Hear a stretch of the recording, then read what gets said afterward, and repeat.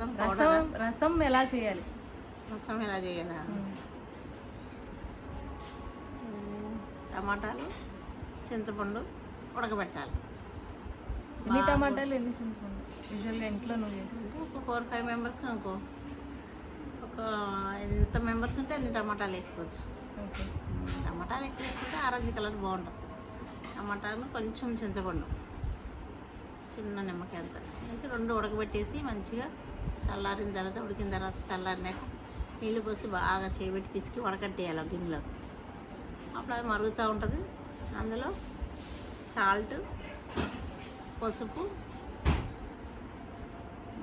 కరివేపాకు, ఎండుమిరపకాయలు, మిరియాల పొడి, చారు పొడి, కొంచెం బెల్లం వేయాలి. మరుగుతూ ఉంటుంది. మరకం అయిపోయిన తర్వాత తాలింపు వేయాలి. వెల్లిపాయలు బాగా కొట్టి తాలింపులో వెల్లిపాయలు వేసి, మెంతులు వేసి, ఆవాలు వేసి, జీలకర్ర వేసి, కరివేపాకు వేసి, తాలింపు వేసి, ఆ తాలింపు వేసేసి కొంచెం కొత్తిమీర, కొంచెం నెయ్యి వేయాలి ఆ చారులో. అంతే.